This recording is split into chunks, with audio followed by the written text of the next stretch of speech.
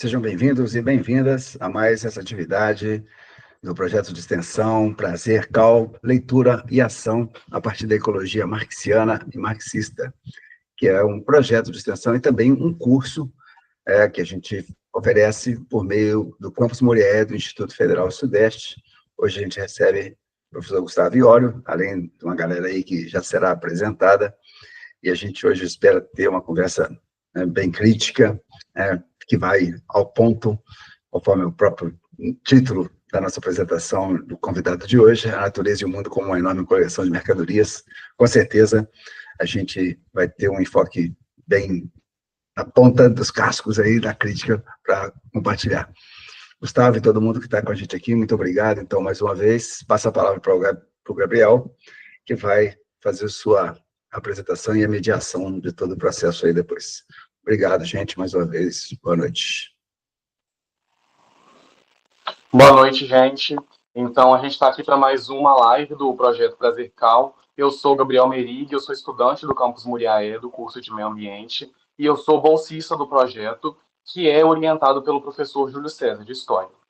Hoje, a live tem como título A Natureza e o Mundo como uma enorme coleção de mercadorias. E como convidados temos Gustavo Iório, que é geógrafo pela UFV, mestre e doutor em Geografia pela UFRJ, professor do Departamento de Geociências e do Programa de Pós-Graduação em Geografia da Universidade Federal de Juiz de Fora, membro do Grupo Poemas, e trará sua contribuição para a nossa formação.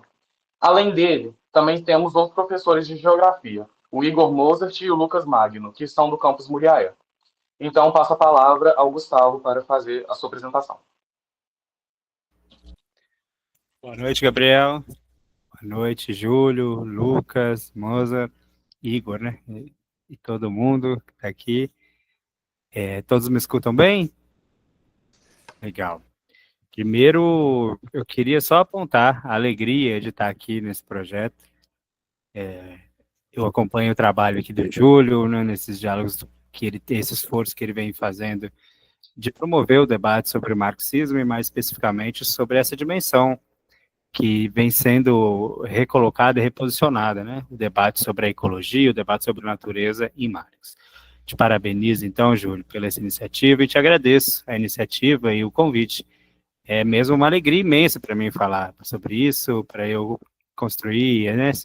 Voltando nos textos para construir essa apresentação. A gente fica pensando, né? Pô, por que eu não leio isso toda semana, né, cara? As tarefas do dia a dia vão se impondo como um imperativo, e a gente acaba se afastando, mas isso é algo que me toca, algo que é uma alegria poder ter organizado essa fala. Também é uma alegria estar aqui com o Igor, camarada aí de longa data, um companheiro excelente de trabalho, de conversa, uma alegria te ver aqui, Igor, e o Lucas, né? Lucas também, camarada de primeira hora aí, a gente escreve junto, pesquisa junto, vai à praia junto, todo camarada mesmo. Enfim, esse tema, quando o Júlio conversou comigo dessa ideia, dessa palestra, então, eu fiquei tentando elaborar um pouco sobre como abordar isso, né? De uma maneira que pudesse ser o mais didático possível, porque a gente que trabalha com Marx tem um problema, né? Que a gente experiencia um problema que o Marx é um mundo à parte, né, digamos assim. Ele exige, né, uma leitura profunda a partir de Marx, exige o domínio de um repertório, de categorias, que não são assim tão amplamente difundidas, né? As pessoas costumam ter uma leitura um pouco, às vezes, pouco aprofundada de Marx, né? Então, quando a gente vai operar as categorias de Marx exige um determinado domínio de noções e categorias que nem sempre estão assim, né, disponíveis. Então, eu tentei montar isso numa proposta que, ao máximo, conseguisse atingir um pouco, preencher esse espaço, né, conseguir aprofundar um pouco na discussão, ao mesmo tempo, sem deixar de elucidar categorias prévias, categorias basilares, para a gente avançar um pouco nesse tema que é espinhoso, né, um tema complexo. Também, para situar, eu trabalho, minha agenda de pesquisa, objetivamente falando, é sobre mineração, e como mineração e inspirado ou adotando a crítica da economia política como postura teórica, eu começo a me deparar sobre qual que é o papel da natureza no processo de acumulação do capital. Eu tenho tentado elaborar isso, ainda estou numa fase preliminar, né? Não propriamente preliminar, já tem alguns textos escritos sobre isso, mas ainda há muito que ser feito e há muito que se fazer. Enfim, esse tema da natureza em Marx, ele já se consolida como um campo de estudos, né, o que convencionou se chamar de ecossocialismo, que eu não sei se vocês já abordaram aqui, Júlio, essa ideia, né, do que é colocado, de como isso vem se acumulando, né? Primeiro, como um esforço, mas já tocou nesse ponto, né, dessas escolas do ecossocialismo e tudo. Perfeito. Então, eu vou me ater a essa discussão, mas me colocando, então, nesse ponto, assim, admitindo a minha linhagem, há as interpretações sobre a natureza em Marx que vão sendo formuladas, sobretudo a partir dos escritos de John Bellamy Foster, mas não só, né? Mas que estão sendo subsidiadas pela abertura dos arquivos de Marx e Engels, né? Do projeto Mega 3, que traz à tona, traz à superfície uma série de textos que amplia muito as possibilidades de interpretação do Marx e do seu método. Enfim, então, a ideia é começar... Desculpa, aqui. Pela essa questão. Essa questão é a que eu proponho, a que eu pretendo trazer para discussão para vocês aqui, e discutir com vocês essa ideia. Efetivamente, qual é o papel da natureza na produção da riqueza, enquanto enorme coleção de mercadorias? Então, a gente vai percorrer um caminho aqui para tentar responder essa questão, entendendo a ideia de riqueza dentro do modo de produção capitalista e, mais especificamente, qual é o papel da natureza na produção dessa riqueza. E aí a gente entra nessa primeira discussão aqui, que é a própria ideia que já está no título, a famosa expressão de Marx, né? Marx começa o livro 1, o capítulo 1, que é chamado A Mercadoria, do livro 1 do Capital, só grande obra. Ele já começa apontando, me permitam ler aqui, a riqueza das sociedades, onde reina o modo de produção capitalista, aparece como uma enorme coleção de mercadorias, e a mercadoria individual como sua forma elementar. Nossa investigação começa, por isso, com a análise da mercadoria. Assim começa o Capital, o livro 1 do Capital. Fundamento, a pedra angular, a base de tudo, a mercadoria. E ele aponta que, sob o modo de produção capitalista, a riqueza, enquanto tal, é associada a uma enorme coleção de mercadorias. Mas, em termos gerais, e assim, pouco elucidado, sem investir muito nessa definição, para entender a mercadoria, eu trouxe um outro excerto. E aí eu vou tentar orientar a minha fala aqui a todo momento a partir de excertos que sejam elucidativos daquele argumento que eu pretendo desenvolver. E aí, mais para frente, ainda no capítulo 1, Marx diz: quem, por meio de seu produto, satisfaz sua própria necessidade, cria certamente valor de uso, mas não mercadoria. Para produzir mercadoria, ele tem de produzir não apenas valor de uso, mas valor de uso para outrem, valor de uso social. Aqui está uma definição de mercadoria em Marx, a partir do próprio Capital. A mercadoria é um produto, ou seja, algo produzido. Mas a mercadoria é produzida sob essa circunstância específica que caracteriza o modo de produção capitalista, não para satisfazer, uma necessidade imediata. A mercadoria, que é a pedra angular do modo de produção capitalista, ela é algo produzido com a finalidade, com a intencionalidade, e isso de finalidade e intencionalidade eu vou me repetir várias vezes ao longo dessa apresentação, então eu chamo a atenção para esse termo.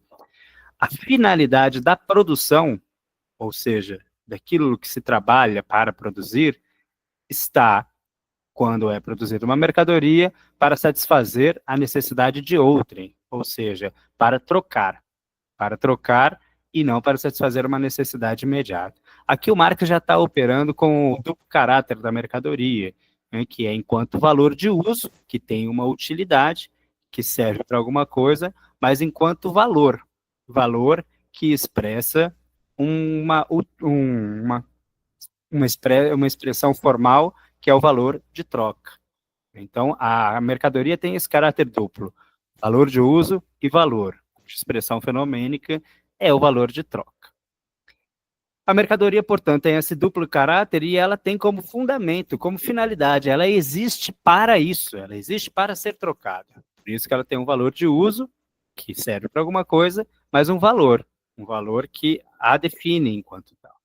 Eu não vou me ater muito aqui ao conceito de valor, se isso ficar insuficiente ou se a gente sentir a necessidade de voltar a esse conceito na discussão, eu retomo. Tudo bem?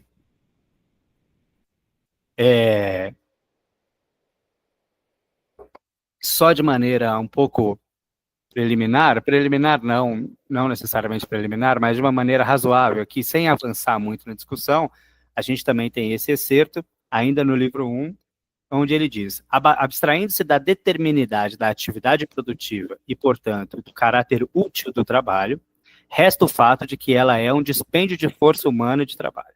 Alfaiataria e tecelagem, embora atividades produtivas qualitativamente distintas, nota aí, qualitativamente distintas, são ambas dispêndio produtivo de cérebro, músculos, nervos, mãos, etc., humanos. E, nesse sentido, ambas são trabalho humano. Elas não são mais do que duas formas diferentes de se despender força humana de trabalho. Mas o valor da mercadoria representa unicamente trabalho humano, dispêndio de trabalho humano. Então, assim como o caráter duplo da mercadoria, enquanto valor de uso e valor, o trabalho também tem um caráter duplo. O trabalho sob o modo de produção capitalista, ou seja, sob o modo de produção de mercadoria, ele tem um caráter de produção de valores de uso, que é o trabalho concreto, e ele tem uma outra qualidade, que é o trabalho em si, que aí é o trabalho produtor de valor, que aí é o trabalho abstrato. Trabalho abstrato no sentido de que, abstraídas as condições concretas da produção, do trabalho concreto, o trabalho, é dispêndio de força humana, como diz aí o excerto. Ela tem uma característica comum, todos os trabalhos, o trabalho do alfaiate, o trabalho do tecelão, o trabalho do professor, todos os trabalhos são trabalho. Antes de produzirem valor de troca, ou valor de uso, perdão, eles produzem valor enquanto trabalho. Então, o valor, nesse entendimento, nessa crítica da economia política, é nada mais, nada menos, o valor do que quantidade de trabalho socialmente necessária. Então, o valor de uma mercadoria é a quantidade de trabalho socialmente necessária que implica. Isso também é importante, eu acredito que em algum momento vocês já devem ter discutido isso, mas se não, a gente pode voltar nessa terminologia antes, porque há uma passagem importante aqui da economia política ricardiana para a crítica da economia política marxista, que para Ricardo o valor é o trabalho incorporado, e para Marx é o trabalho socialmente necessário. Isso não é nada banal, porque isso vai ter implicações ali na construção do livro 2 e do livro 3, sobretudo, as formas de apropriação desse valor, que aí é onde mora uma das questões importantes para a gente entender aqui onde eu pretendo chegar. Bom, avançando aqui então, a gente vai definindo. Se o valor é quantidade de trabalho socialmente necessária, cabe a pergunta então, qual é o papel da natureza na produção do valor? Se o valor é trabalho socialmente necessário, como que a gente incorpora a natureza para interpretar, por exemplo, a crise ecológica contemporânea, dentro da produção do valor, do modo de produção da mercadoria? Aí a gente tem aqui também algumas interpretações importantes.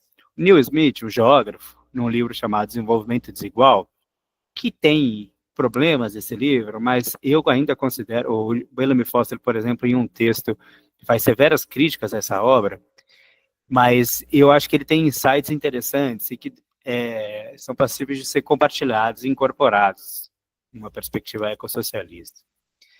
O Smith diz, a natureza geralmente é vista como sendo precisamente aquilo que não pode ser produzido. É a antítese da atividade produtiva humana. A antítese, uma noção dialética, né? é aquilo que se opõe, aquilo que nega a atividade produtiva humana. Nega no sentido de que a atividade produtiva humana recai sobre ela para transformá-la. Essa definição um pouco preliminar é, sim, um pouco simples demais. Eu ainda preciso, né, refinar um pouco mais essa perspectiva, mas eu entendo que natureza, acompanhado pelo Neil Smith, é aquilo que o trabalho humano não pode produzir. E aí o Marx, na Teoria das Mais-Valias, no volume 2, ele tem uma passagem sobre a renda da terra, e é onde eu pretendo chegar, mas pegando também um trechinho muito pequenininho, em que ele se posiciona, ele, no estilo da escrita, ele vai escrevendo como se fosse ele o proprietário da terra, e aí ele diz para o burguês: pode fabricar terra, água, minas ou olheiras? De modo nenhum. E é a mesma perspectiva, há algo que o trabalho humano não pode produzir, e este algo nós chamamos de natureza. A natureza é aquilo que o trabalho humano não pode produzir. É essa perspectiva que eu venho trabalhar. E aí a gente vai embolar um pouco, né? Porque se eu estou defendendo aqui que eu quero interpretar como a natureza é incorporada no modo de produção capitalista, cuja centralidade é a mercadoria, cujo conteúdo da mercadoria é o valor, e o valor é produzido pelo trabalho socialmente necessário, trabalho humano. E eu me posiciono aqui definindo que a natureza é o oposto do trabalho humano. É aquilo que o trabalho humano não pode produzir. Como que a gente sai dessa condição? Primeiro, vale a pena definir um pouco melhor. E aí eu vou pegar emprestado aqui uma passagem do Henri Lefebvre, que é um filósofo francês heterodoxo, né? Tem interpretações que não necessariamente convergem com uma perspectiva mais rigorosa, digamos assim. Rigorosa, não sei se é a palavra, mas radical, né? Na raiz do próprio marxismo. Mas, enfim, nesse livro, A Produção do Espaço, ele tem uma noção interessante sobre a ideia de natureza, que nos ajuda aqui a formular. Vou ler mais uma vez. Sem dúvida, a natureza não trabalha, destaca esse trecho. Incluso, se trata de uma característica que a caracteriza. A natureza cria. O que cria simplesmente surge e aparece. Ademais, ignora tais criações, se não supomos a existência em seu seio de um Deus calculador da providência. Uma árvore, uma flor, uma fruta não são de modo algum produtos, nem sequer em um jardim. A rosa não tem um porquê, destaco esse trecho. Floresce porque floresce. Não a preocupa ser vista, nas palavras de Ângelo Silesius. Ignora que é bela e agradável, que apresenta uma simetria de ordem N, etc. A natureza não pode operar conforme a mesma finalidade que o ser humano. E aqui a gente tem definitivamente a distinção entre natureza e trabalho humano. O trabalho humano, ele tem finalidade. É isso que na teoria marxista a gente chama de teleologia. O trabalho humano projeta, o trabalho humano é intencional, o trabalho humano quer criar algo, ele intenciona, a intenção. A natureza não realiza trabalho porque na natureza aquilo que se faz, essas criações, não tem intencionalidade, não tem intenção. Então, uma árvore é uma árvore, ela não sabe que ela é uma árvore, ela não tem um porquê. A rosa floresce porque floresce, não tem um porquê, não tem uma intenção, não tem uma finalidade, não tem uma teleologia, não é, portanto, trabalho.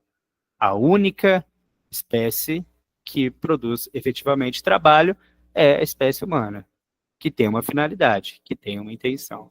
E é isso a gente chama de trabalho. Portanto, a natureza é aquilo que o trabalho não pode criar, porque a natureza não cria. Mas, ao mesmo tempo, aquilo que o trabalho humano intenciona, ele não pode reproduzir. Há algo que ele não pode reproduzir. E a esse algo chamamos de natureza. Essa atividade produtiva, propriamente humana, Marx define aqui, nessa passagem também do livro 1, onde ele diz: no processo de trabalho, portanto, a atividade do homem, e aqui usando os termos, né? Mas contemporaneamente a gente diria do humano, A atividade do homem, com a ajuda dos meios de trabalho, opera uma transformação do objeto do trabalho segundo uma finalidade concebida desde o início. Então, o objeto do trabalho é aquela antítese que nos falava Neil Smith. É aquilo sobre o qual o trabalho incide. O trabalho incide sobre algo, sobre um objeto. E esse algo, ele é transformado a partir de um objetivo, de uma finalidade. Então, é isso que o trabalho humano faz. Transforma os objetos do trabalho, os objetos sobre o qual o trabalho incide. Me parece, peço perdão se eu estiver sendo repetitivo, e se isso parecer um pouco enfadonho, mas eu considero que aqui está a centralidade do meu argumento. O trabalho humano incide sobre algo, sobre o objeto desse trabalho. Esse objeto do trabalho pode ser algo produzido, ou seja, um produto, uma mercadoria, por exemplo, um bem de capital. O trabalho pode incidir sobre um bem de capital. No entanto, em última instância, esse objeto do trabalho é aquele que o trabalho humano não pode criar. Portanto, só trabalha sobre, não cria ele, sobre a natureza. Portanto, em última instância, o trabalho humano incide sobre a natureza, enquanto objeto do trabalho. Incide sobre a natureza no sentido de que é aquilo que ele não pode criar. Aqui, então, eu gosto de pensar, na verdade, a natureza e o processo de interação entre a atividade humana que incide sobre a natureza, como o trabalho humano é capaz de organizar e reorganizar a natureza. O Jason Moore, um geógrafo também com teses um pouco heterodoxas, digamos assim, no campo da ecologia marxista, mas ele tem um termo que me encanta. Apesar de vários problemas na teoria, há uma frase que ele tem um título de um artigo que chama Wall Street is a way of organizing nature, de que Wall Street é uma forma de organizar a natureza. Eu gosto muito dessa ideia. Como assim organizar? É desorganizar e organizar, na verdade, né? E aí eu avanço aqui um pouquinho. Vamos na frase, mais uma vez, ainda no livro 1 do Marx, onde também uma passagem muito conhecida, onde ele diz: ao produzir, o homem pode apenas proceder como a própria natureza. Isso é, pode apenas alterar a forma das matérias. Mais ainda, nesse próprio trabalho de formação, ele é constantemente amparado pelas forças da natureza. Portanto, aquilo que não pode ser produzido pelo trabalho. Portanto, o trabalho não é a única fonte dos valores de uso. Notem aí, não é a única fonte dos valores de uso que ele produz. A única fonte da riqueza material. O trabalho é o pai da riqueza material, como dizem William Pett, e a terra é a mãe. William Pett também é um dos economistas políticos clássicos, né? Mas, enfim. Notem aqui, então, o trabalho não é a única fonte dos valores de uso. O trabalho é a substância do valor, mas no caráter duplo da mercadoria, o valor de uso, aquela função prática, aquela utilidade da mercadoria, ela está amparada não só no valor, no trabalho, mas também na natureza, nessas forças da natureza. Aqui, então, antes, perdão, de passar para esse excerto, é importante entender, então, que eu gosto de dizer, nessa frase do Jason Moore, de que a natureza, na verdade, ela é reorganizada para o trabalho humano. Reorganizada no sentido de que o trabalho humano rompe ou desestrutura, desarticula, quebra, separa a natureza e reorganiza, reagrupa, rejunta, redistribui aquilo que ele extrai da natureza, ou seja, aquilo que o trabalho próprio dele não é capaz de criar, ele redistribui segundo a sua própria intencionalidade, segundo uma intenção, e é uma intenção específica dentro do modo de produção capitalista, que é a produção da mercadoria para a valorização do valor, para dar continuidade ao processo de acumulação e reprodução ampliada do capital. Perfeito? Aqui é importante, eu me detive um pouco nisso, porque aqui reside uma dos pontos problemáticos do Neil Smith, por exemplo, que eu citei mais à frente. O Neil Smith, naquele texto, naquele livro dele, O Desenvolvimento Desigual, ele tem um capítulo que se chama A Produção da Natureza, onde ele repete, ele não cria, mas ele repete e reafirma uma tese que é bastante popular na geografia, e da qual eu discordo, de que a ideia de que a natureza é socialmente produzida. E aí eu tenho discordância com esse ponto, porque para mim a natureza não é produzida, porque a natureza é justamente aquilo que o trabalho humano não pode produzir. A mim cabe melhor a ideia de que a natureza é organizada socialmente e não produzida. Mas a gente já volta um pouco nessa tese. Bom, aí surge a noção de metabolismo. Metabolismo, sociedade, natureza. E aí, nesse ponto, também trago mais uma vez o excerto de Marx, também no livro 1, onde ele diz: o trabalho é, antes de tudo, um processo entre o homem, aí, né, leia-se o humano, e a natureza.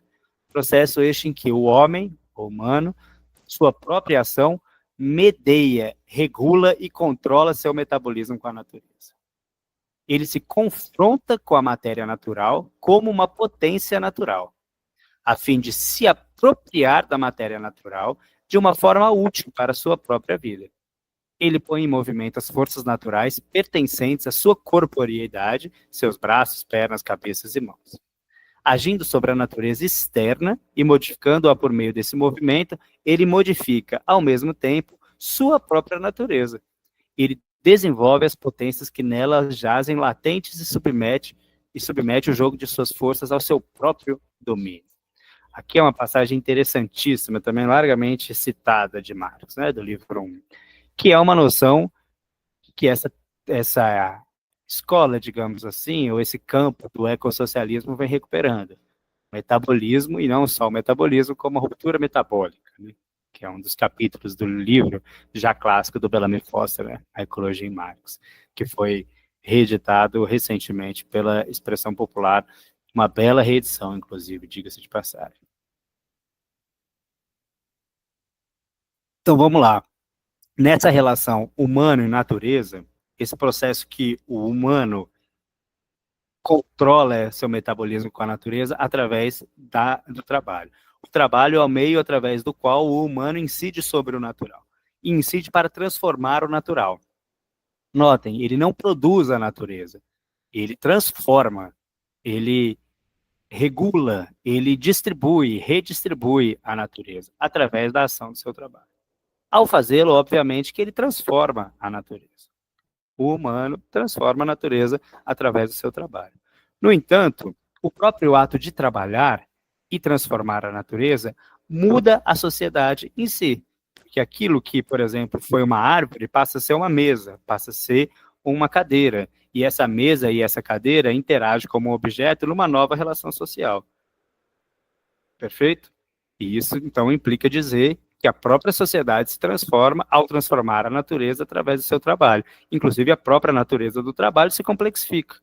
Inclusive, a própria natureza do trabalho e trabalhar para agir sobre a natureza enquanto objeto, ele cria essa necessidade do trabalho socialmente construído, ou do trabalho como processo de socialização, a produção do valor, né, do trabalho abstrato, o trabalho enquanto uma interação social, né, que é esse o sentido de abstração. Né? O sentido de trabalho abstrato em Marx não é abstração no sentido, digamos, categorial, mas no sentido ontológico, né, de abstrato, porque é abstrato mesmo, porque ele produz uma interação social. Mas, enfim, eu não vou me ater a esses termos aqui, porque senão eu fujo muito do tema e daquilo que eu me propus a falar aqui. Dito isso, eu me animo muito com a tese do próprio John Bellamy Foster, Ecologia de Marx, e que não só na Ecologia de Marx, mas depois, em que ele vai reivindicar a ideia de um materialismo profundo.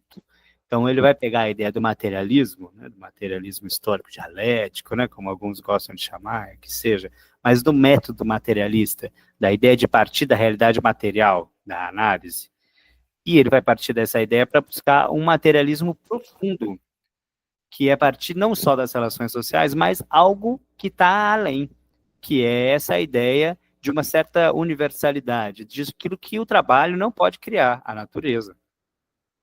Então, nessa busca de um materialismo profundo, usando aqui o excerto do John Bellamy Foster, ele diz: essa visão materialista mais profunda só é possível conectando o materialismo, na sua relação com a existência produtiva, às condições físicas e naturais da realidade, inclusive o terreno dos sentidos, e, a rigor, ao mundo natural mais amplo. Só dessa maneira torna-se possível tratar das questões tão fundamentais como vida e morte, reprodução, dependência da biosfera e assim por diante. Eu gosto muito desse excerto do Foster, do John Bellamy Foster, porque essa ideia de materialismo profundo a mim é muito cara. Porque eu volto àquele problema inicial.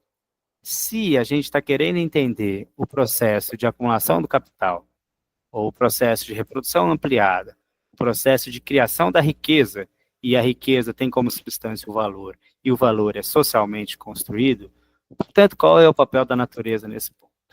E aí a gente vai colocar aí. O papel primeiro é que a natureza é o objeto sobre o qual incide o trabalho humano. Ela não incorpora valor. Ela não transfere o seu valor para as mercadorias. Ela só é o objeto do trabalho, o objeto sobre o qual recai o trabalho.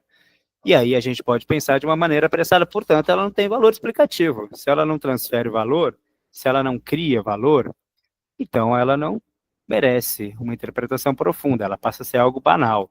Mas não é verdade, é muito distante disso, a bem dizer. De fato, na realidade, o que se passa é que há um materialismo profundo, há algo que o trabalho não pode produzir, e que isso que ele não pode produzir entra como um elemento ativo no modo de produção. Ele ganha uma expressão econômica, como diz o Marx, na elaboração dele sobre a renda da terra, tanto na Teoria da Mais-Valia, quanto no livro 3 do Capital. Então, a gente tem que buscar entender qual é o papel ativo que a natureza, aquilo que o trabalho humano não pode produzir, como isso é inserido no processo de reprodução do capital, portanto, de criação de valor. Ok, isso é o que eu encontrei na internet sobre inserido no processo de reprodução. Desculpa, eu tive uma intervenção aqui do... Então, a questão que nos toca: como a natureza se insere no processo de produção da riqueza, ou a enorme coleção de mercadorias. E é isso. Então, a enorme coleção de mercadorias, entendendo a mercadoria como substância nessa característica dupla de valor e valor de uso. Então, é algo que serve, que tem uma utilidade, mas que tem como conteúdo o valor, o trabalho abstrato. E aí a gente tem um primeiro elemento aqui, que é o elemento mais empiricamente evidente, né? Que é na própria constatação da taxa de lucro. Aqui eu vou fazer também um adendo, ou, na verdade, enfim, vou chamar a atenção aqui que agora eu começo a operar em um outro nível de abstração. O lucro, ele opera no nível de abstração da apropriação do capital, a apropriação do valor, perdão. Então, lucro é diferente de mais-valia. A mais-valia é uma categoria que está no nível de abstração do livro 1 do Capital, né? É uma categoria mais geral. Enquanto o lucro é uma categoria que opera num nível mais específico, no nível menos abstrato, que é o nível da apropriação do valor, que aí o Marx vai transcorrer no livro 3 do Capital. Desculpa. E aí, então, é importante dizer isso, porque a gente estava falando até agora de valor, entendendo a noção de valor e mais valor, né? O valor que se valoriza, incorpora. Porque a natureza em si, a natureza enquanto tal, ela efetivamente não age sobre a produção do valor, porque ela é objeto do trabalho sobre o qual cria esse valor. Só o trabalho humano cria valor. Essa é uma sentença irrevogável. E esse é um ponto de polêmica também, exatamente com Jason Moore. Só, no meu forma de entendimento, né, a partir daqueles marxistas a qual eu me filio, só a natureza produz, só o trabalho humano produz valor. A natureza não tem essa faculdade. Mas quando a gente vem para um nível mais concreto, menos abstrato, a gente entra não na produção do mais valor, não na produção de valor e mais valor, na produção do lucro, que é uma forma de apropriação do mais valor. E o lucro, pegando esse excerto aí já do livro 3 do Capital, tem essa interpretação. É por meio do desenvolvimento... Não vou definir o conceito de lucro aqui, tá? Porque isso demandaria uma exposição por si. Mas para entender qual é o papel dentro da taxa de lucro, mais especificamente. É por meio do desenvolvimento da força produtiva do trabalho em seu setor externo, ou seja, o setor que está fora, no setor que lhe fornece os meios de produção, que o valor do capital constante utilizado pelo capitalista diminui relativamente, ou seja, que a taxa de lucro é aumentada. Então, aqui há essa categoria, né, o valor do capital constante.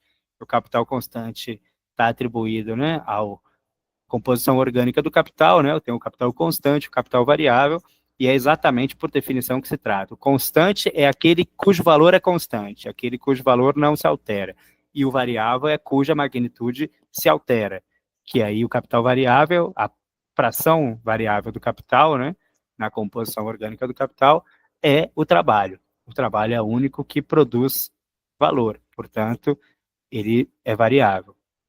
O que ele está me dizendo aqui, esse excerto diz? Há algo fora da produção do capitalista em si, do capitalista individual, digamos, aí aqui de uma forma mais concreta, o empresário X ou a empresa de mineração Y. Essa empresa de mineração Y, ela vai tentar reduzir a sua taxa, ou vai tentar aumentar a sua taxa de lucro, e essa taxa de lucro aumenta conforme se diminui os custos de produção. E aí é outra categoria, o livro 3, que eu também não vou avançar, mas que a gente pode, levando para o nível mais da composição orgânica do capital, dizer que ele diminui a parte do seu capital constante, aquilo que ele emprega enquanto constante, em relação ao variável, que é efetivamente o que cria valor. E ao fazê-lo, ele aumenta a sua taxa de lucro, não necessariamente a massa do lucro, mas a taxa do lucro é incrementada a partir do momento que o capital constante é diminuído, esse preço, né? Aí é o preço, uma categoria também que é operada no nível de abstração do livro 3, que também preço é diferente de valor. Não vou me ater a essas definições aqui. Enfim, eu acho que eu já estou com o tempo avançado mais do que eu gostaria, mas, enfim, a ideia, então, primeiro, como que a natureza entra na produção do valor? Ela entra se a gente sair num nível mais concreto, ou um nível menos abstrato, quando o capitalista em si, não o capital como um todo, mas o capitalista, ele tenta diminuir os seus custos de produção à medida em que ele tenta diminuir o que ele remunera à natureza, por exemplo. E aí é um princípio que também, a sentença é muito interessante, mas a ideia ou a categoria, a construção categorial por trás também tem problemas, do Jason Moore, que ele formula a ideia de natureza barata. O ponto fundamental, então, é que a partir do momento em que essa produção é feita, e aí que essa tentativa de diminuir os custos de produção através da incorporação de uma natureza barata, a distribuição da natureza, a forma de organizar aquilo que o trabalho humano não pode mais produzir, ou que o trabalho humano não é capaz de produzir, o minério, por exemplo, ela passa a ser regulada, a intencionalidade, a finalidade, a teleologia do trabalho humano que organiza a natureza passa a ser definida pela finalidade do mercado, ou seja, pela valorização do valor. E aí a gente tem um excerto interessante sobre o Neil Smith que traz a ideia para como as diferentes classes sociais, e aqui é uma primeira orientação metodológica de análise, né, de como dentro do modo de produção capitalista, cuja finalidade é a valorização do valor ao trabalhar sobre a natureza, ao reorganizar a natureza, essa reorganização produz uma distribuição desigual da natureza, daquilo que o trabalho humano não pode produzir, entre as classes sociais. Eu considero esse um dos insights muito importantes para a gente entender, por exemplo, a crise ecológica contemporânea. O Neil Smith diz: a questão é que, com o aparecimento de classes sociais, no modo de produção capitalista, né, o acesso à natureza não é distribuído de forma equânime, qualitativa e quantitativamente entre as classes. A classe dominante, que controla diretamente ou não os meios de produção social, os meios de produção sociais, certamente controla o excedente apropriado da natureza, pelo trabalho humano de terceiros, enquanto a classe trabalhadora opera os meios de produção.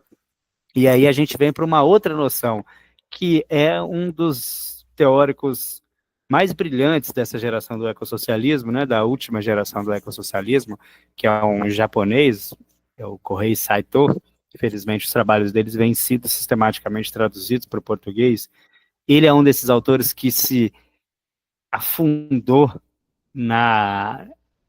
nos escritos de Marx, né, encontrados pelo Mega 3, e ele elabora essa noção de alienação da natureza. Na verdade, não é ele que elabora. O Bellamy Foster, por exemplo, já antecipava isso, mas no livro O Ecossocialismo de Karl Marx, o Saito formula um pouco mais. Eu não vou também me atrever, ou não vou desenvolver isso aqui agora, porque também demandaria uma apresentação específica. Mas ele diz aqui, os trabalhadores modernos, ao contrário, perdem qualquer conexão direta com a Terra. Perdão, aqui há um espaço entre com e o a. Por um lado, estão livres da dominação pessoal. Por outro, também estão livres dos meios de produção e, portanto, não podem mais se relacionar com a natureza como seu próprio corpo inorgânico. Aí eu destaco aqui. A unidade original com a Terra desapareceu com o colapso da dominação pessoal pré-capitalista. O resultado é a alienação da natureza. Aqui, então, o Saito está fazendo uma comparação do modo de produção feudal com o modo de produção capitalista. O modo de produção feudal marcado pela essa dominação pessoal, enquanto o modo de produção capitalista é definido pela liberdade, né? Os trabalhadores livres em todos os sentidos, né? Sobretudo no sentido de que eles estão, na verdade, alienados dos meios de produção. O processo de alienação da natureza, ainda naquele insight do Smith sobre a distribuição desigual da natureza conforme as classes sociais, esse processo de alienação da natureza também me parece que cai muito, muito, muito bem. Porque se a gente considera, voltando para um nível de abstração maior, que o trabalho humano incide sobre a natureza e, ao fazê-lo, ele reorganiza a natureza com um propósito, com uma intencionalidade, com uma finalidade, sob o modo de produção capitalista, esse trabalho, essa finalidade, é alheia àqueles e aquelas que efetivamente vão trabalhar sobre a natureza. Portanto, isso faz da natureza algo alienado para aqueles e aquelas que trabalham sobre a natureza. O Saito define aqui vários sentidos, né, na verdade uns 4, salvo engano, para a alienação da natureza. Que esse conceito de alienação assim, já vem do Marx, lá dos manuscritos econômicos, né, do assim chamado Jovem Marx.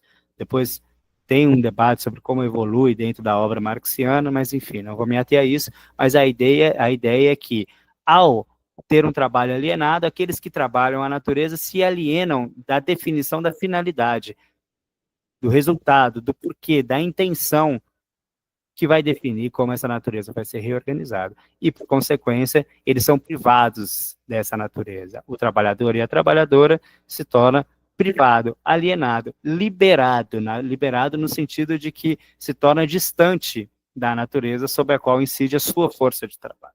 Ele não controla a sua força de trabalho, a finalidade da sua força de trabalho, portanto, ele não controla qual é o sentido, a finalidade da reorganização da natureza. E ele se torna alienado na natureza na medida em que ele é alienado do trabalho.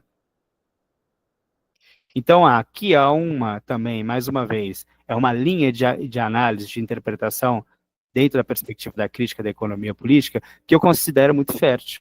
A ideia de alienação da natureza, considerar os processos concretos, por exemplo, de mineração, e aí entrando na ideia das comunidades atingidas e impactadas pela mineração, como o Lucas e eu estudamos aqui, elas são, ao serem objetos de trabalho da mineradora, elas são alienadas da natureza. Aquela natureza que é vital para a sua reprodução social, lhes é expropriada, lhes é tomada, ela é rompida, e ao ser rompida, ela é extraída do seu ciclo de reprodução social. Eles são, portanto, alienados da natureza. Há um campo muito fértil de investigação a partir dessa categoria. Mas, enfim, para finalizar, eu gostaria de me centrar aqui em uma categoria que é a que eu tentei fazer um investimento para a análise da mineração. Desculpa. Que é a renda da terra. A renda da terra é uma categoria muito promissora, e isso já vem sendo, né, observado por outros autores, o Bellamy Foster, o próprio Saito. Há uma ampla bibliografia, os próprios Swingdon também, um geógrafo, ele é belga, mas radicado no Reino Unido, que chamam a atenção para o papel da renda da terra. A renda da terra, no nível de abstração ali do livro 3, então a renda da terra como uma forma de apropriação do valor, E aqui é muito importante, porque a gente está jogando ali, né? A questão é, se a natureza em si não cria valor, qual é o lugar dela no processo de acumulação do capital? E aí, se a gente chega para um nível empírico um pouco maior, ou um nível abstrato um pouco menor, menos abstrato, a gente consegue entender que, a partir da competição e da concorrência entre os capitalistas ou entre os setores do capital, a gente consegue entender as formas de apropriação do valor. Então, a questão não é só o valor e o mais valor que é produzido, o valor socialmente produzido, né, da sociedade global, da sociedade como um todo, mas é como vai ser apropriado esse valor e quais são as categorias que nos permitem, dentro da crítica da economia política, interpretar essa apropriação do valor. E a renda da terra é uma dessas formulações. Vamos aqui buscar mais uma vez uma formulação do livro 3 do Marx, quando ele diz, do Capital, né? A posse da força natural constitui um monopólio nas mãos do seu possuidor. Uma condição da elevada força produtiva do capital investido que não pode ser engendrada pelo próprio processo de produção do capital. Ou seja, o capital não pode reproduzir, o capital não pode produzir algumas coisas. Ele precisa que essas coisas estejam dadas, ele mesmo não pode produzir. Então, para o próprio processo de produção do capital. Essa força natural, assim monopolizável, está sempre ligada à terra. Tal força natural não faz parte das condições gerais da esfera e produção em questão, tampouco daquelas condições desta última que podem ser universalmente produzidas. Então, é essa que ele está chamando de terra, e que a gente pode, em uma maneira geral, entender isso, né? A força natural, a natureza, ela é passível de monopolização através da propriedade privada. A propriedade privada na sua expressão moderna, capitalista, e não a propriedade privada em sua expressão feudal. A propriedade privada é o elemento definidor da renda da terra, não enquanto uma categoria política, simplesmente, mas, sobretudo, como uma categoria da economia política, uma categoria de apropriação do valor. Porque se a gente está definindo algo aqui como uma força natural, ou seja, algo que o trabalho não pode produzir, algo que o capital não pode produzir, se essa força natural é distribuída de maneira desigual, cabe, então, dentro de uma perspectiva da relação entre classes sociais, definir como que vão ser os termos de apropriação dessa força natural. E os termos de apropriação da força natural vão se dar através da renda da terra.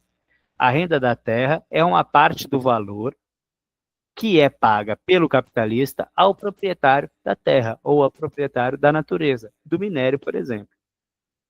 Então, a categoria renda da terra é incorporada como uma categoria eminentemente econômica, de apropriação do valor. Apropriação e não produção do valor. Então, a terra, a natureza, não produz valor, mas ela rende uma apropriação do mais valor criado para aquele que a detém enquanto monopólio, aquele que a detém como propriedade privada, na sua expressão, dentro do modo de produção capitalista. E esses são os termos que eu pretendo investir, assim, que eu tenho trabalhado. A renda da terra, entendida como a renda que se paga dentro do modo de produção capitalista, a propriedade da terra, chamando aqui natureza como um todo, e no meu caso específico, dos minérios.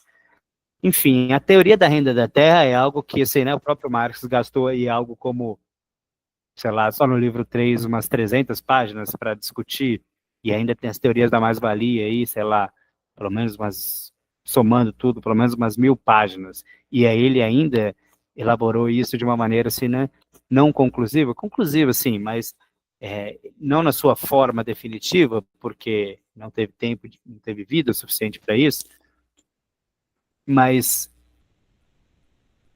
só para chamar a atenção, o que as formas da renda, né, que ela tem, segundo a perspectiva de Marx, 3 expressões, na verdade 2, e uma que se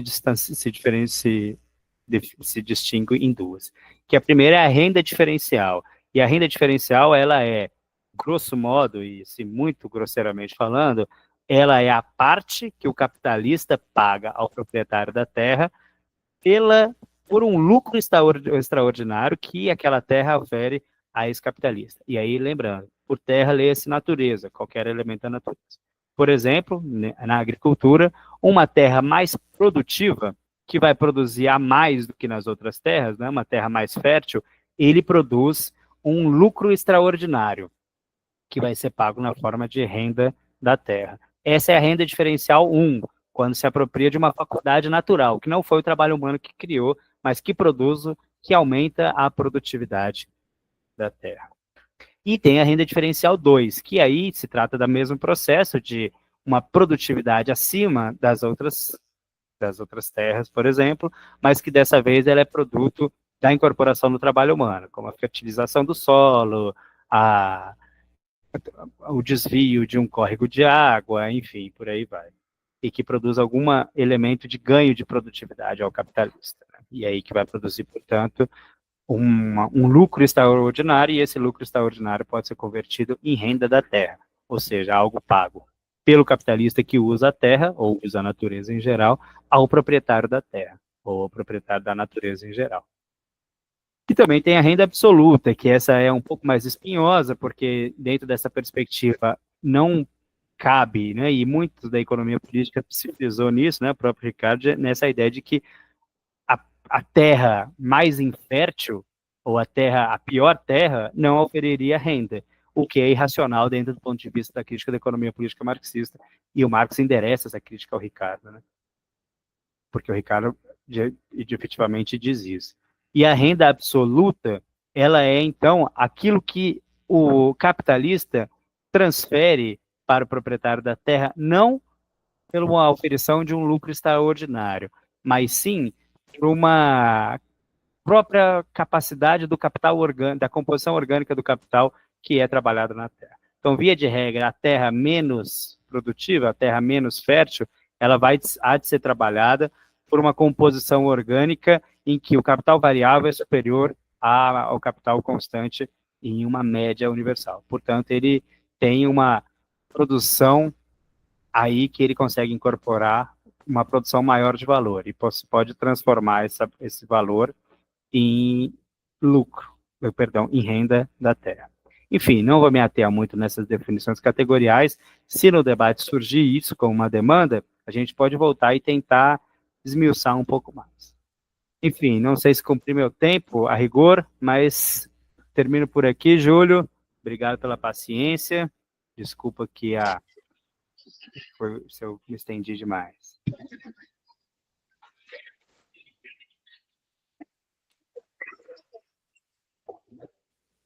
Então, agora nós vamos para as perguntas. Primeiro eu vou passar para os professores, para o Lucas e para o Igor. Só um minuto aqui, gente.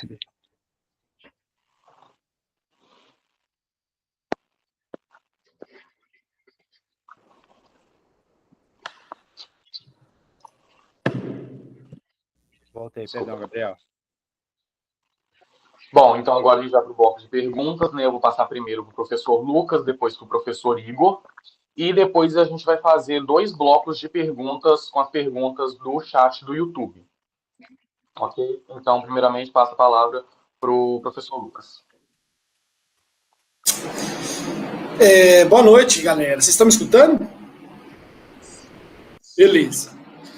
Eu estava aqui atento, né, na fala do Gustavo, e eu comecei essa semana, Gustavo, a trabalhar com os alunos política ambiental, né? Então, nas aulas de ontem, nas aulas de hoje, eu tenho trabalhado...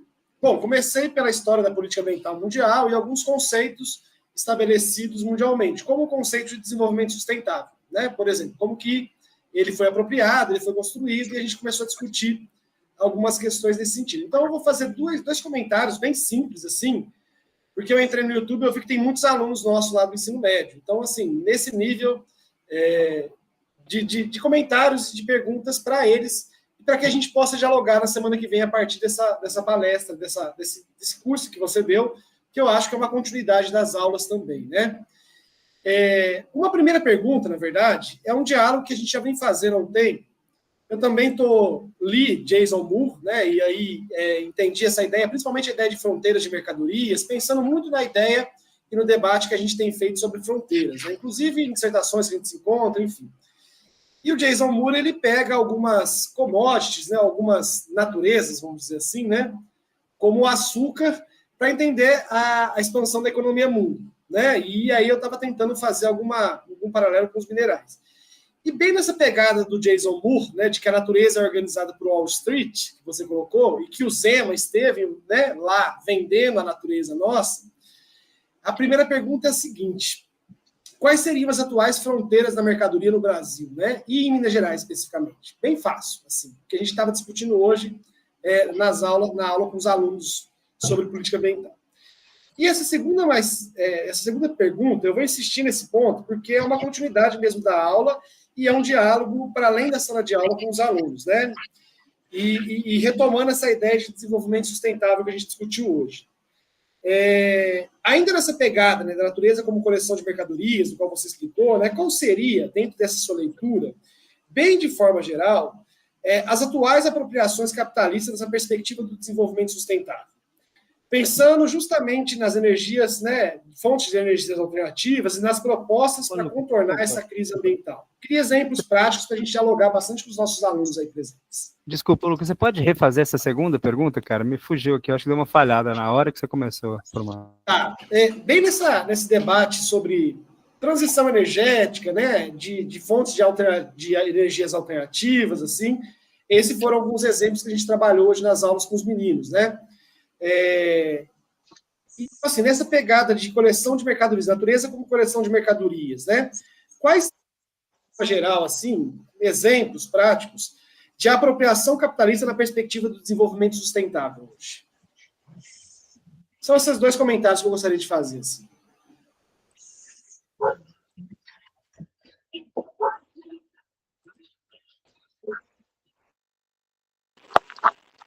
Bom, agora o Igor também, e o Gustavo já junta as duas.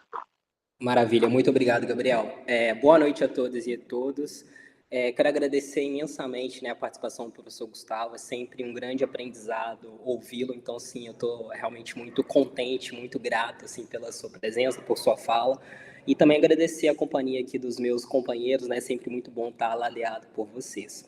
Dito isso, Gustavo, queria destacar exatamente a forma muito refinada, né, como você veio trabalhando os conceitos, toda a sua preocupação em tornar a apresentação mais didática possível, ainda que a gente saiba, né, que são conceitos assim, extremamente complexos serem aprendidos nesse curto espaço de tempo. Dito isso, eu vou na mesma pegada do Lucas, pensando um pouquinho no ensino médio, pensando um pouquinho no diálogo com os alunos. Nessa direção, é uma frase que eu acho muito oportuna que você trouxe, quando você cita a questão de Wall Street ser uma forma de organizar a natureza. Eu fiquei me perguntando, né, em que medida, né, quais seriam as possibilidades, limites dos movimentos sociais impactarem, promoverem alguma alteração nessa forma de organizar a natureza. Então, essa seria a minha primeira pergunta, pensar os movimentos sociais nessa organização da natureza. E na esteira dessa colocação, trago uma outra pergunta aqui, para a gente pensar, sobretudo, tendo à luz a reforma do novo ensino médio, para a gente pensar em que medida disciplinas como a geografia, história, sociologia, elas têm a possibilidade de fazer a leitura dessa forma de organizar o mundo e, quiçá, né, até interferir nessa forma de organizar o mundo, de que maneira você enxerga exatamente, né, a supressão ou pelo menos a diminuição da carga horária dessas disciplinas à luz justamente dessas possibilidades de fazer a leitura dessa organização do mundo.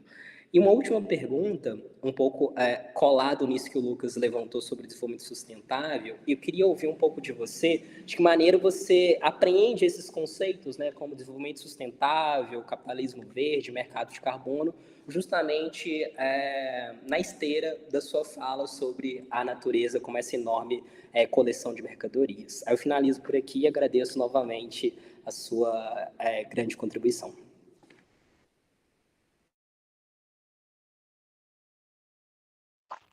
Passo a palavra para o Gustavo. Beleza, Gabriel, obrigado. Cara, obrigado, Lucas, obrigado, Igor. Eu vou tentar responder, talvez assim, não pontualmente, uma a uma, porque essas perguntas convergem, né? Pensando na noção de fronteira, né? Lucas, eu venho discutindo fronteira. Agora, há em Marx e no marxismo em geral uma noção da fronteira da natureza e de que o modo de produção capitalista progressivamente vai empurrando essa fronteira para um limite cada vez mais estreito, mas que é impossível de se chegar no final, percebe? Então, Se a gente define natureza como aquilo que o trabalho humano não pode produzir, a ideia do modo de produção capitalista, no seu processo, no seu afã de reprodução ampliada, né, de ampliar o processo de reprodução do capital, nesse bojo, ou nesse escopo, ele vai tentando cada vez mais reproduzir aquilo que até então não era reproduzível. E quando ele vai reproduzir aquilo que não era reproduzível pelo trabalho, ou seja, transformando em algo não humano, em algo não natural, ele progressivamente vai criando um novo flanco de mercadorias novas. E esse é um processo que a gente vai definir, então, como fronteira. Então, o processo de fronteira é transformar aquilo que até então, por exemplo, era um bem, como a água, digamos, em uma mercadoria. É o processo é um dos níveis de mercantilização da natureza. Então, quando a gente vai pensar nas fronteiras da natureza em Minas Gerais e no Brasil, há um processo amplo, né? Assim, é um campo aberto de conversão disso que até então foi um bem em mercadoria. Então, se a gente pensar o lítio lá no Vale do Jequitinhonha e pensar que o lítio, enquanto um minério, né, enquanto um elemento do subsolo, fazia parte de um ciclo de reprodução social, e esse ciclo de reprodução social não mercantilizado ou menos mercantilizado, ou seja, menos mediado pela mercadoria, se progressivamente esse subsolo vai se incorporando como objeto do trabalho para se converter em uma mercadoria dentro do modo de produção capitalista, o que a gente está falando aqui é que uma nova fronteira está se expandindo, uma nova fronteira da natureza, a conversão da natureza em mercadoria. E, portanto, uma nova plataforma de acumulação do capital. Então, num nível mais abstrato, tá, Lucas? Eu vejo, então, que é esse o processo em geral, que isso vai se materializar no território, né? Vai se concretizar de diferentes perspectivas, né? Que aí vai sendo a fronteira no sentido mais geográfico e menos metafórico, né? Mais literal, de que novos territórios vão sendo progressivamente incorporados ao trabalho abstrato, à universalidade do valor, ao processo de reprodução do capital.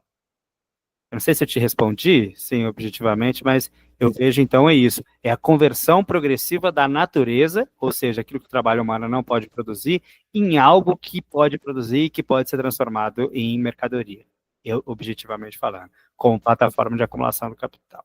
Essas, para mim, são as fronteiras no sentido mais abstrato, né? A fronteira da natureza em si, enquanto natureza. E aí, que é entrando nesse debate sobre transição energética e apropriação na perspectiva do desenvolvimento sustentável. E aí, aqui há várias formas de se interpretar isso. Uma é o correlato imediato, né? Então, o capitalismo verde, a transição energética, abre um novo flanco inexplorado de produto bruto, objeto do trabalho, a ser transformado em mercadorias.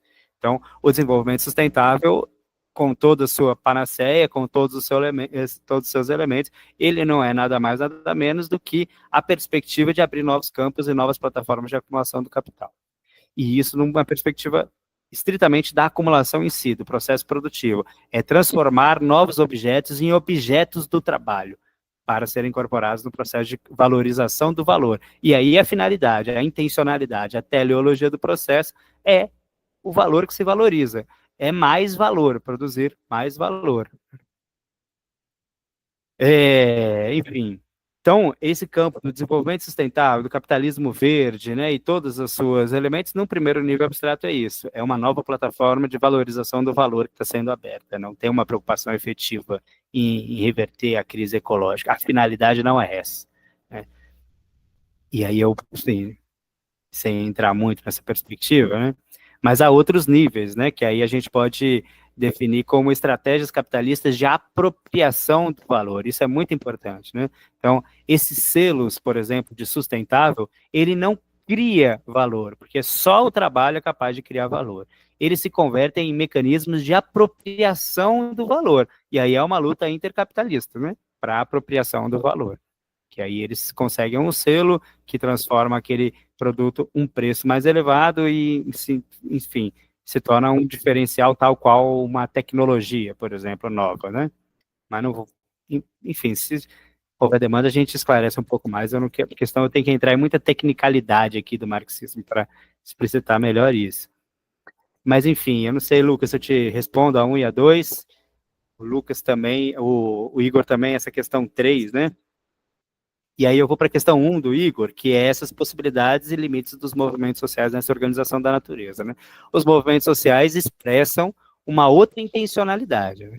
Uma intencionalidade não capitalista, apesar de que está inserido no mundo capitalista.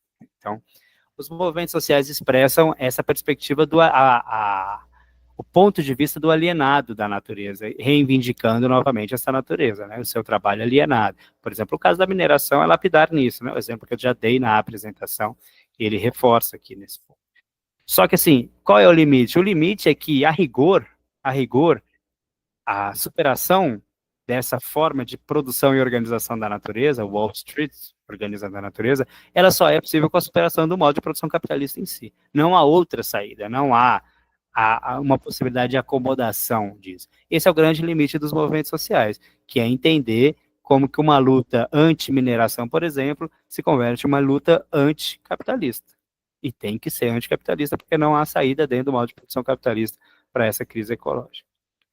Agora, a reforma do ensino médio, cara, aí você me pegou, assim, né? Eu não tenho uma discussão muito ampla sobre a reforma do ensino médio, mas, ao que eu entendo, ela também é um processo de aprofundamento dessa perspectiva geral de alienação do trabalho, né? Então, quando a gente vai ver o ensino médio com uma perspectiva de que aí você se sente especializado já desde o ensino médio, na verdade, o que a gente está fazendo é diminuindo o custo de produção da força de trabalho.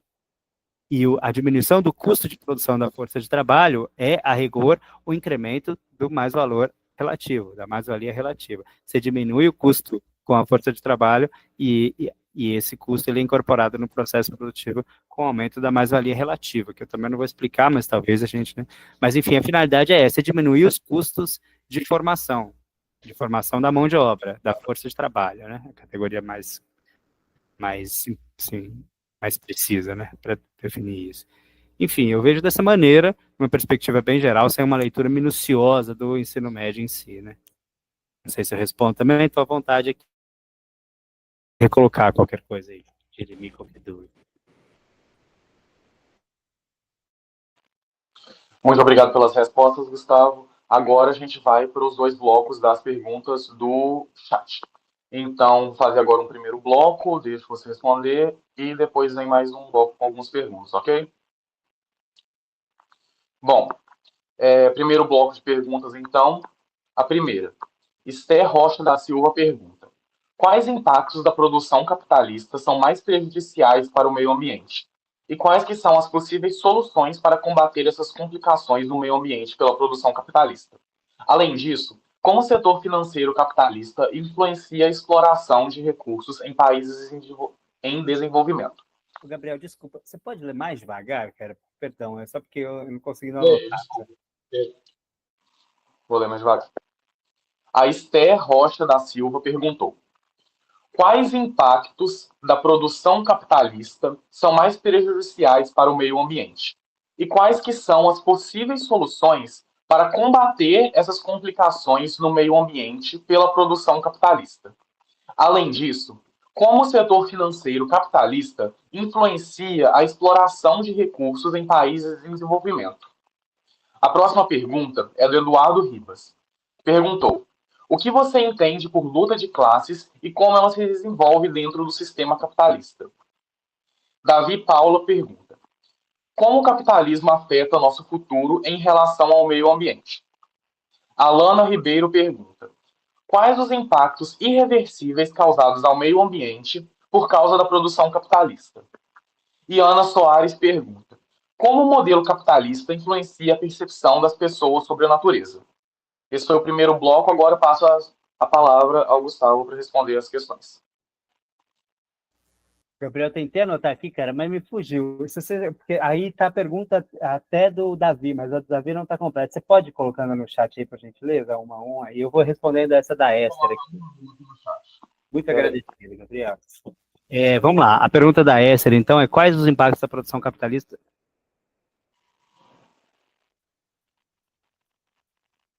Quais impactos da produção capitalista são mais prejudiciais para o meio ambiente? Quais são possíveis soluções para combater essa produção capitalista? Poeta, eu diria que, em geral, toda a produção capitalista ela é altamente impactante dentro do modo de produção capitalista, né? Dentro de uma perspectiva ecológica, assim. E aí, nesse conceito de metabolismo, que eu só tangenciei aqui, há uma noção muito interessante que é a ruptura metabólica. E aí o Bellamy Foster trabalha com a ruptura metabólica em dois níveis, né? O metabolismo social e o metabolismo universal. E aí ele vai dizer que o metabolismo social é essa interação entre humanos e natureza pelo trabalho. O trabalho humano que incide sobre a natureza. Mas isso compõe um metabolismo, né? Porque o humano satisfaz as suas necessidades através do trabalho, que transforma a natureza para suprir essas necessidades, e ao fazer ele transforma a natureza, e ao transformar a natureza, ele transforma os próprios meios de trabalho, a organização social do trabalho, e transforma a si próprio. Perfeito. Esse é o metabolismo social. Mas há um metabolismo universal, e o metabolismo universal é a dinâmica de reprodução da própria natureza, que não é objeto do trabalho humano, imediatamente. Né? É a natureza em si própria, que aí ele vai chamar de metabolismo universal. Esse metabolismo universal, dentro do modo de produção capitalista, ele é rompido. A ruptura metabólica se dá no nível do metabolismo universal. E aí, nesse processo, ele é irrevogável. É um ponto sem retorno, porque a própria dinâmica da natureza em si foi irrompida. Não só a dinâmica da interação da natureza com o humano, mas a natureza em si, ela é rompida. Então, o capitalismo em si é muito prejudicial ao ambiente, né? Porque ele tem uma finalidade outra. Né? A finalidade dele é produzir mais valor. É produzir valor, é valor que se valoriza através do mais valor. Portanto, é uma finalidade que é estranha à natureza, que é alienada, né? Nesse sentido. Bom, mas enfim. Agora, como combater essas complicações? Aí eu repito, né? Superando o capitalismo, mas isso não responde nada. Então, assim, né? Porque é meio óbvio, mas em termos mais concretos e objetivos, né? Para o imediato, eu acho que a grande luta dos movimentos sociais e dos movimentos populares que buscam uma disputa no campo ecológico é encarregar as empresas, responsabilizar as empresas por esses processos. Porque isso não é o Jamie O'Connor, que é também um dos grandes teóricos do ecossocialismo, né, dessa segunda geração, ele chamava isso da segunda contradição do capitalismo, que é essa contradição da natureza em si. Enfim, não vou explicar isso aqui agora, mas o Jamie O'Connor, a partir dessa interpretação, nos leva a criar essa ideia de que as empresas inerentemente externalizam o dano ambiental como um custo que não é dela, ou seja, ela põe para fora. Não é, a sociedade como um todo arca com esse dano ambiental, enquanto ela se apropria objetivamente do bônus, do valor mais criado, né, do mais valor criado. Ela se apropria de maneira privada do valor e socializa o ônus, ela externaliza essas condições. Então, esse é um campo, no meu entendimento, importante de disputa, né? De fincar um pé para que as empresas se responsabilizem por esses danos, por esse ônus, né? E não externalizem, não socializem esse ônus, e elas que arquem com isso. Que isso não é, assim, né, nada radical, não estou falando de uma solução radical aqui, né, de superação do capitalismo, né? Esse ponto é uma simples disciplinarização do capital, que nem isso a gente tem conseguido, né? A gente tem disputado. O Eduardo pergunta... não, antes do Eduardo tinha outra pergunta, né? Não, é isso mesmo, né? É o Eduardo, né? E que pergunta o que eu entendo por luta de classe e como ela se desenvolve dentro do sistema capitalista. Cara, Eduardo, a gente poderia ficar aqui mais algumas horinhas conversando sobre isso. Porque o conceito de classe social ele também não é nada trivial dentro do marxismo. Nem dentro de Marx, nem de marxismo. Marx dedicou um capítulo ao conceito de classe social no livro 3, que ele não deu conta de escrever, porque morreu antes, o livro 3 do Capital. Então, o que a gente tem de escritos de Marx sobre classe social, eles derivam de outros textos, né? Derivam das análises políticas do Marx, né? Crítica ao programa de Gotha, a luta de classes na França, 18 Brumário de Luiz Bonaparte, e outros escritos também, bem teóricos. Mas, a rigor, assim, muito grosseiramente, eu diria que a classe social é uma estrutura social derivada da própria estrutura produtiva. Que aí tem a noção de classe em si e classe para si, né? Enfim, aí a gente começa a entrar num nível muito detalhado, né? Não sei se seria o momento, mas a ideia é de que as classes sociais interagem entre si através dos meios de produção. Então, o detentor da propriedade da terra representa uma classe. O detentor dos meios de produção representa outra classe, a burguesia. E o detentor da força de trabalho representa uma terceira classe, a força de trabalho mesmo, a classe proletária. Só que isso é a classe em si, né? Só que o movimento de construção e luta de classe se faz na luta política, através de outras mediações, que não só a mediação da estrutura produtiva em si. Enfim, sei que eu não te respondo por completo, mas espero que algum indício aí tenha ficado, e aí depois a gente pode conversar mais sobre isso. E aí, ó, Júlio, fica essa demanda de classe social, uma, uma sessão só sobre isso. E aí, o Davi, né? O Davi pergunta: como o capitalismo afeta nosso futuro em relação ao meio ambiente? Assim, a gente já tem vivenciado, né, Davi, isso concretamente. Essa afetação a gente tem sentido na pele, né? As inundações, as secas, enfim, vários processos. Então, é essa ruptura do metabolismo universal. Então, é algo irreversível que não volta mais. O que tem se convencionado chamar de antropoceno, e outros autores vão chamar de capitaloceno, para dar a ideia da centralidade do modo de produção capitalista, que é a superação do Holoceno, né? Que era a era geológica adaptada perfeitamente às condições necessárias para a reprodução humana. Enfim, é isso que está dado. A Alana pergunta quais os impactos irreversíveis causados ao meio ambiente por causa da produção capitalista. Aí eu acho que é a mesma resposta, né, Alana? Então, é a ruptura desse metabolismo universal. A natureza já não consegue se reproduzir por si própria. Esse ciclo está rompido. E agora isso é um processo irreversível, que está dado, né? Agora a humanidade vai ter que aprender a conviver com isso e controlar para que não se agrave mais. E aí precisa, para isso, uma superação do capitalismo, na minha leitura. A Ana pergunta como o modelo capitalista influencia a percepção das pessoas sobre a natureza. Perfeito. Ana, perfeita, muito boa essa pergunta. O modelo capitalista, na percepção das pessoas, e aí a gente tem que entender essa ideia do trabalho alienado, ou da categoria expropriação, que é a categoria que o Marx vai trabalhar lá no último capítulo do livro 1, né, a assim chamada acumulação primitiva do capital, que a gente tem que entender que os trabalhadores e as trabalhadoras são expropriados, né? Eles são separados dos seus meios de produção e de reprodução social. O que eu quero dizer é que a classe trabalhadora só consegue viver vendendo a sua força de trabalho, porque ela não tem os meios necessários para se reproduzir de outra maneira. Ela não tem terra, ela não tem propriedade privada, ela não tem meios de produção, então ela tem que vender a sua força de trabalho, que é a única propriedade que lhe resta para entrar no mundo das mercadorias. Portanto, ao trabalhador e à trabalhadora, num horizonte mistificado, obviamente, mas que é plenamente compreensível, interessa é acessar o emprego, é acessar as condições materiais concretas para se reproduzir enquanto família, é ter dinheiro para pagar a comida dos filhos, né, da casa, é isso que a classe trabalhadora almeja.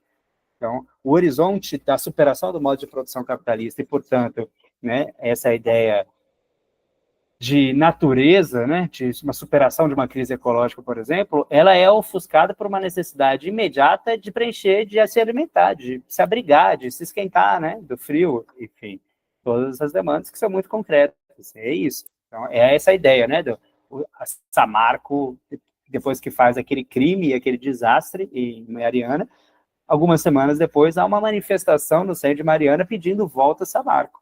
Isso parece surreal, mas na verdade são os trabalhadores e as trabalhadoras olhando e falando, nós precisamos de emprego, porque nós não temos outro meio de reprodução social. Então, a ruptura metabólica é de um nível tão grande que a alienação do trabalho, a expropriação da classe trabalhadora é tão grande que é melhor ser explorado do que não ter a quem te explore, né? Num processo imediato, que não seja o processo de superação do capitalismo. Então, eu responderia dessa maneira, Ana. Preliminarmente também, queria muito dizer aqui. Muito obrigado pelas respostas, professor. Então, agora nós vamos passar para o segundo bloco. Ô, Gustavo, se você quiser juntar as perguntas na hora de responder, porque tem algumas questões que são um pouco parecidas, se você quiser juntar na hora de responder, tá bom? Outra coisa que eu quero falar para o pessoal, para os alunos do campus, a lista de presença, o formulário está nos comentários, está aí no chat da live. Cliquem no link que o Júlio mandou, porque o que eu enviei não está dando para acessar. Então, nesse que o Júlio mandou aí, está dando, é só clicar e preencher para a presença. E agora vamos para as perguntas do segundo bloco. Peço perdão também por não ter tempo de responder todas as perguntas, né? Mas as perguntas que não foram respondidas vão ser enviadas para o palestrante e ele vai encaminhar as respostas por meio dos professores, tá bom? Então, eu vou ler aqui as próximas perguntas do segundo bloco e assim que eu terminar, eu já coloco elas no chat aqui do Meet, tá? João Paulo Simão Lopes pergunta: como podemos amenizar o consumismo no modo de produção capitalista? Maria Almeida pergunta: quais os efeitos da especulação imobiliária no espaço urbano brasileiro? Raíssa Soares Castro pergunta: quais meios de produção poderiam amenizar os impactos presentes na natureza pelo modo capitalista?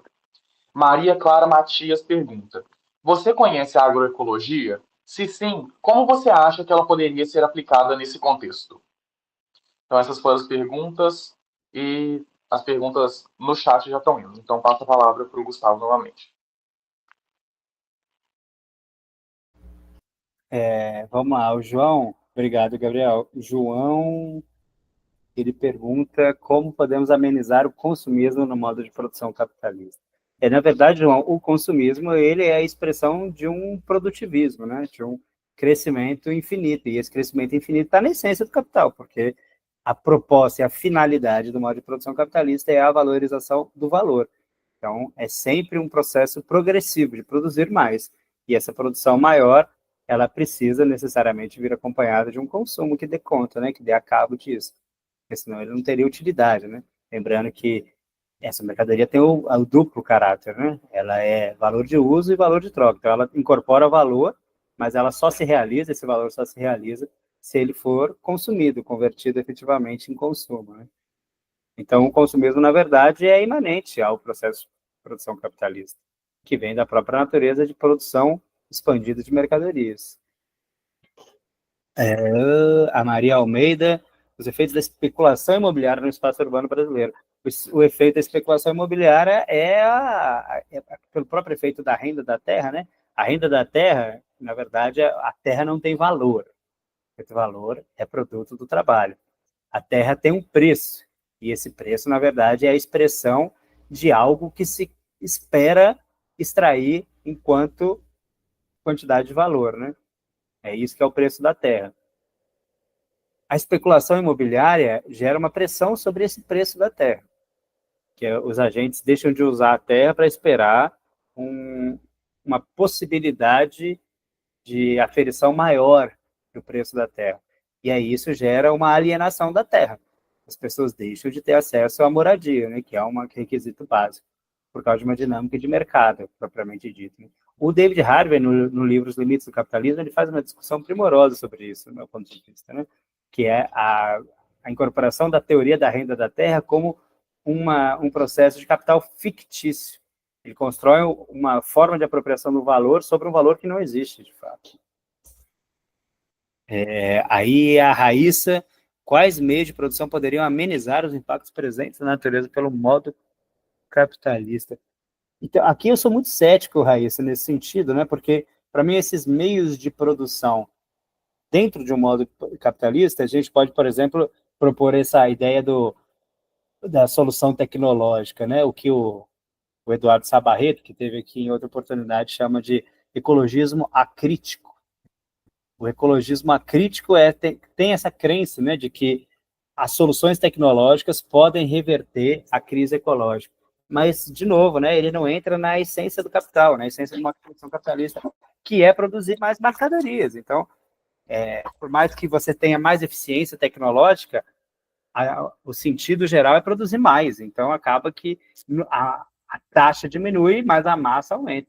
Então, eu não vejo, eu sou muito cético sobre isso, viu, Raíssa?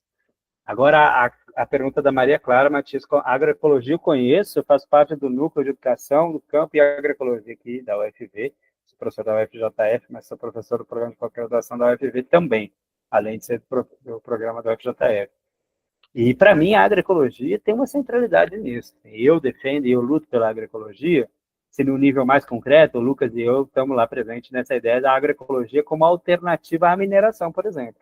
Mas no nível mais abstrato e mais estrutural, eu diria que a agroecologia é uma forma de organizar a produção e o consumo que desmercantiliza, ou seja, incorpora uma parte das relações sociais de produção e consumo que até agora são mediadas pela mercadoria. É um processo de desmercantilização, no meu modo de ver. Portanto, ela tem um potencial revolucionário, tem um potencial transformador enorme, enorme, eu diria. Enfim, encerro aqui, Gabriel.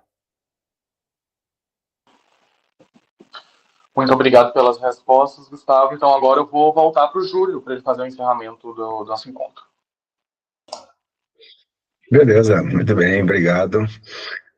Cadê a galera aí? Podia colocar a galera também na tela aí depois? Acho que seria, né, fazer o grande final aqui. Gustavo, aqui, primeiro, né, agradecer muitíssimo. A gente nunca conversou antes, apesar do Lucas comentar sobre você, e gostei muito da sua exposição. Acho que você fez uma síntese muito interessante do que a gente também vem discutindo no curso de extensão. Até estava retomando aqui, você discutiu sobre o trabalho, tá certo? A gente faz a discussão sobre o trabalho, que desdobra na discussão sobre o valor, separando o valor de uso e valor, tá? Desse desdobramento aí a gente chega realmente no lucro, e do lucro desdobrando para, na verdade, antes de chegar no lucro, né? Preço de produção, queda tendencial da taxa de lucro e renda da terra. Então, acho que essa sua participação, que está relacionada ao curso também, os cursistas foram convidados a participar, esse vídeo vai ser compartilhado com eles, e nesse sentido, acho que serve como uma síntese muito, muito boa do que a gente tem discutido a partir do curso de extensão do Prazer Cal, e mais focado na questão da ecologia. Então, te agradeço muito por essa abordagem, por essa leitura que dialoga muito de perto. Algumas, inclusive, né, o Eduardo já esteve com a gente, você mencionou, uma das bibliografias que a gente está indicando, o Kohei Saito, mas já também dessas bibliografias mais recentes, traduzidas em português, né, que é o Kohei Saito, e também o Eduardo Sabarreto. Além disso, algumas desses autores que você mencionou aí, conforme o próprio Foster, você também mencionou o O'Connor, não, foi o O'Connor, né? Isso. São, né? Gabriel mesmo já produziu alguns vídeos sobre alguns desses autores, além do Altvater, que vai estar sendo trabalhado, Foladori. Então, tem uma galera aí que está dialogando. Então, realmente, né, a gente tem que agendar um momento um pouco acadêmico, mas um pouco também etílico, para colocar essa conversa em dia e, consequentemente, tecer alguns fios aí, entendeu? Então, agradecer muitíssimo, agradecer a audiência, agradecer as perguntas, realmente, conforme o Gabriel mencionou, foram muitas perguntas, e algumas a gente vai te repassar, e você tendo a oportunidade, passa para mim, para o Lucas ou para o Igor, e a gente depois comenta nas turmas que a gente trabalha, tá certo? Então, deixo com você para falar as suas palavras finais aí, e reforço o agradecimento a você, ao Gabriel, que está aqui com a gente, Lucas, Igor, Thales, as meninas que foram fundamentais, né? A gente conta com auxílio luxuoso, que não é nem só auxílio, mas que é um poder de comunicação muito grande, que são as intérpretes, né? E que, ao fazer esse trabalho, disponibiliza esse material para muito mais gente. Então, meu agradecimento imenso a elas que trabalham extremamente duro aqui com a gente, tá bom? Então, passo a palavra a você para o seu encerramento e reforço todos esses agradecimentos, gente.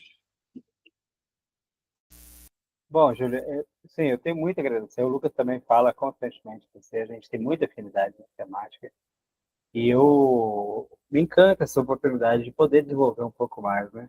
Porque as atribulações do dia a dia, a gente acaba deixando essa parte teórica, né, que eu gosto muito, um pouco para trás. E eu agradeço essas oportunidades. Agradeço a oportunidade de participar da formação dessa galera, né? Desse curso, um curso muito oportuno. E de estar aqui entre amigos, né? Rever ainda que a distância o Igor, o Lucas, a gente vê sempre, conhecer o Gabriel, as intérpretes. E você também agora, me comprometo aí a Muriaé para a gente tomar uma cerveja assim, o mais breve possível, que ainda tem falta. Obrigado aí, gente. Valeu demais, uma alegria imensa. Espero que vocês tenham gostado. Desculpa se foi um pouco enfadonho, mas eu tentar não abrir mão de alguns conceitos e abrir mão de outros, né? Isso é inelutável. Obrigadão, Júlio. Uma alegria muito grande para mim.